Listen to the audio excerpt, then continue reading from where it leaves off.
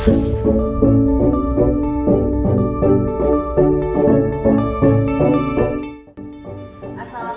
warahmatullahi wabarakatuh. Hello Hello everyone. We are from Group 1 and our member are. My name is Sartani Agustiansyah. My name is Fauzaki Zalfa. My name is Sarah Ramadan. My name is Sarah Priyanggini. My name is Saria Official. My name is David Mustafa. Today we will show you and teach you a chemistry lesson about atomic theory. Enjoy and happy watching! First thing first, before we go to the material, we must know the definition of atom. Basically, every material in this world must have the smallest part. And if that smallest part is split again, there will be even smaller part. The smallest part of the material is called an atom. The word atom itself comes from the Greek, which is atomos. Atomos means indivisible. In general, atoms are shaped like a circle with a diameter of 6 to 30 mm. Atoms have a nucleus surrounded by electrons, protons, and neutrons. Electrons have a negative charge, protons have a positive charge, and neutrons are neutral. There are already many scientists who research and analyze atomic theory. These scientists were John Dalton, Thomson, Ernest Rutherford, and the last scientist to study the atom was Niels Bohr. Next, number 1. Dalton Atomic Theory. John Dalton was the first scientist to develop the atomic in 1803. The theory developed was the result of John Dalton's experiment in developing Democritus atomic thinking. John Dalton also thought that the atom was shaped like a billiard ball. John Dalton thought the atoms are the smallest particle that can no longer be divided.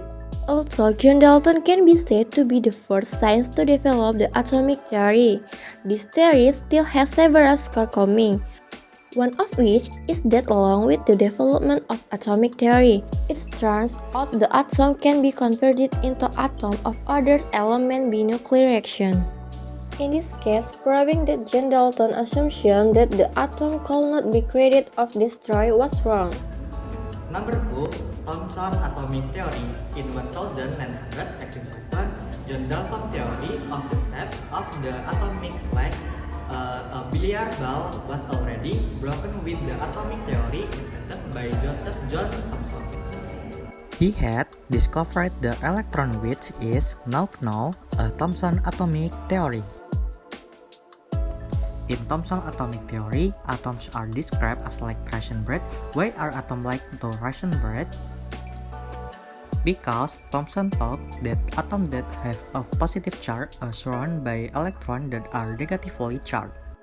Broadly speaking, the atomic theory expressed by Joseph John Thomson can be summed up into several things such as 1. An atom is not the smallest part of a particle. 2. Overall, atoms have neutral properties. 3. The mass of an electron is smaller than the mass of an atom. 4. Positively charged atom will be dispersed throughout the atom, then neutralized by electron. 5. Atoms with a neutral charge have the same positive charge and negative charge. In other words, there is no positive charge or excessive negative charge in atom. Next, number 3, Rutherford Atomic Theory. Ernest Rutherford was a New Zealand-born physicist who was a disciple of Joseph John Thomson. In 1910, Rutherford and two of his assistants succeeded in discovering the nucleus of an atom that had a radius smaller than the atom. Rutherford's theory originated from an experiment in firing the atomic nuclei of a gold plate with an alpha particle. Based on the research or experiment carried out, it can be concluded that if the alpha particle hits the nucleus of an atom, the null impact can occur, which will result in the deflection or reflection of the alpha particle. This can be caused by the presence of mass and atomic charge centered in the nucleus of the atom.